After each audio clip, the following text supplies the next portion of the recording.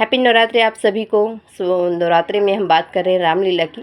रामलीला में कल के एपिसोड में हमने देखा कि कैसे राजा राम को राज तिलक होते होते रोक लिया और उन्हें 14 वर्ष का वनवास और भरत को राज तिलक के कई ने मांग कर उन्हें वनवास के लिए भेज दिया है। अब हमें पता तो है कि राजा राम को 14 वर्ष का वनवास हुआ था, लेकिन राम जी ने वो 14 वर्ष कहाँ कैसे बिताए ये हमें नहीं पता।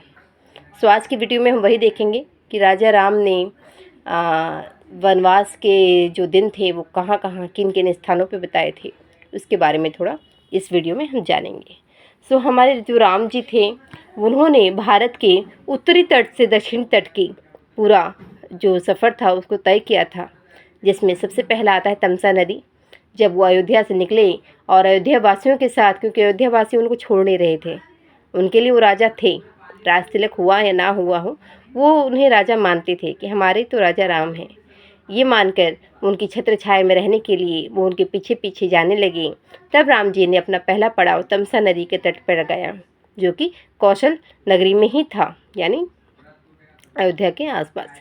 सो कौशल नगरी में जब रात हुई तो राम जी ने कहा कि चलो अब विश्राम करते हैं, कल सुबह से हम यात्रा शुरू करेंगे। सो जैसे सोते हैं सारे नगरवासी, तो सूर्योदय से पहले ही राम जी अपने पत्नी सीता और भाई लक्ष्मण के साथ सुमंत जी के रथ पर उस कौशल नगरी को त्याग कर आगे निकल जाते हैं, बिना नगर वालों को बताए, ताकि वो फिर से पीछे पीछे ना जाए। इसलिए फिर वो वहाँ से निकल कर काफ़ी दूर चले जाते हैं और दूसरी जगह वो पहुँचते हैं श्रृंगवेर पूर नगरी, जो कि उनका जो मित्र था निषाद राज जो मित्र हैं उनकी नगरी है ये, और वो उनके बहुत ही प्रिय मित्र थे। और वहाँ पर वो जाते हैं, वो उनकी बहुत खातिरदारी करते हैं। वैसे नगर में उनको जाना वर्जित था राम जी को, इसलिए वो नगर में प्रवेश नहीं करते, लेकिन जो उनके मित्र थे वो सारी व्यवस्था वन में ही उनके खातिरदारी की पूरी व्यवस्था करते हैं और आसपास के वनों में वो रहते हैं। वहीं से उन्होंने सुमंत जी को रथ को वापस ले जाने के लिए बोला था कि अब का सफ़र या हमारा सफ़र आपके साथ यहीं तक था, आगे हमें बढ़ने दीजिए, आप वापस जाइए। फिर इस तरह से वो वापस चले गए थे। तीसरा जगह था प्रयागराज। प्रयागराज में जब वो जाते हैं तो वहाँ की जो त्रिवेणी नदी थी, तट थे, उनकी सुंदरता देख कर मोहित हो गए। तो वहाँ पे विश्राम किया, कुछ समय वहाँ बिताया और वहाँ पर मुनि भारद्वाज जी से मिले वो, और उनके साथ काफ़ी अच्छी बातें, अच्छी चीज़ों को सबक सीख कर वहाँ से आगे बढ़े। चौथा जगह था उनका चित्रकूट। वहाँ पर वो रहते हैं और कुछ दिन रहने के बाद ही भरत जी उनको वापस लेने आते हैं पूरी अयोध्या नगरी के साथ, माताओं के साथ उनको, कि हम उनको वापस अयोध्या लेकर आएंगे। लेकिन भरत जी को वापस करते हुए राम जी कहते हैं कि अगर तुम इतना ही चाहते हो तो मेरे खड़ाऊँ ले जाओ और इनको आप देखकर अपना शासन करना अयोध्या में, क्योंकि अयोध्या को बिना शासन के नहीं छोड़ सकते, कोई भी उन पर आक्रमण कर सकता है। ऐसा कहकर उन्होंने भरत को वापस भेज दिया और अपना खड़ाऊ उनको दे दिया। उसके बाद वो आगे बढ़ते हैं, जो कि दंडकारण्य जो वन है वहाँ पहुँचते हैं और वहाँ पर उनका मिलाप होता है ऋषि आरती और माता अनसुईया से, जो कि अनसुईया माता की आपने कहानी सुनी होगी, जो पतिव्रता की मिसाल थी और ब्रह्मा विष्णु महेश उनकी परीक्षा लेने के लिए आए थे और कहा था कि हमें निर्वस्त्र होकर हमें भोजन कराएं, और उन्होंने मात्र जल छिड़क कर अपने पतिव्रता की पुण्य से उन्हें नन्हे शिशुओं में परिवर्तन करके अपना दूध पिलाया था। तो इस तरह से उनकी कहानियाँ हैं माता अनसुईया की। माता अनसुईया ने जब वहाँ पर सीता जी से मिली तो उन्हें कैसे एक पत्नी को पतिव्रता के धर्म निभाने चाहिए, ये सब ज्ञान माता सीता को दिया था।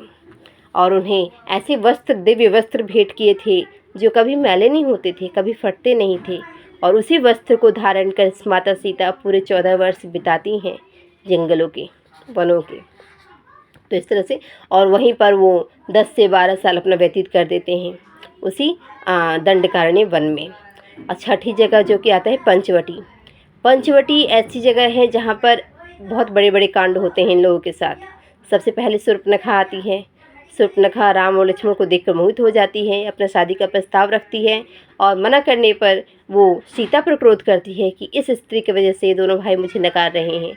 और जैसे वो आक्रमण करने वाली होती है, माता लक्ष्मण भैया उनकी नाक को काट देते हैं और वहीं से कहानी शुरू होती है। वो जाती है अपने भाई रावण के पास और वहाँ पर सारी व्यथा बताती है कि एक सुंदर स्त्री है जो कि आपकी योग्य है रावण भैया, उसे आपके साथ होना चाहिए। इस तरह की बातें सुनकर रावण योजना बनाता है और अपने भाइयों खर और दूषण को भेजता है, जहाँ पर वो युद्ध करते हैं राम लक्ष्मण के साथ और मारे जाते हैं। उसके बाद रावण खुद योजना बनाता है और मामा मारीच को हिरण के रूप में भेजकर उनका शिकार करने के लिए राम उनके पीछे पीछे जाते हैं, सीता के कहने पर कि मुझे ये मृग छाल चाहिए।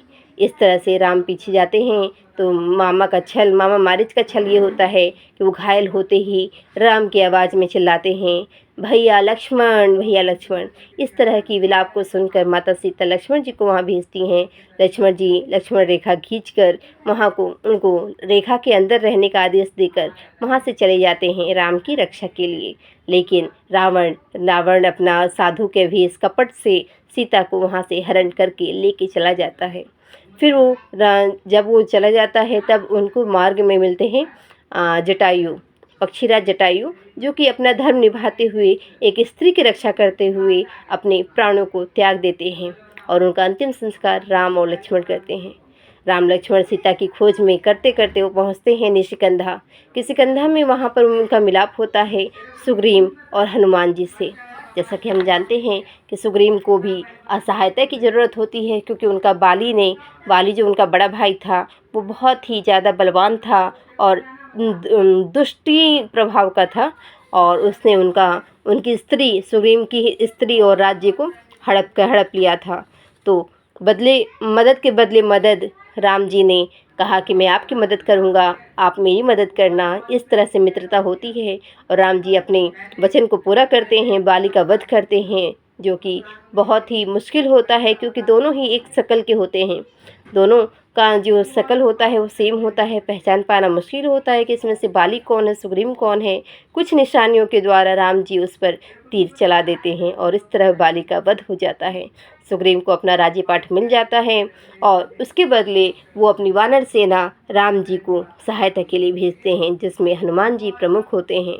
हनुमान जी, जामवंत जी, अंगद और भी ऐसे नामी जो वानर सेना में ऐसे नामी लोग थे, वो सब मिलकर अपने सूझबूझ से सीता की खोज करते हैं कि सीता आखिर है कहाँ।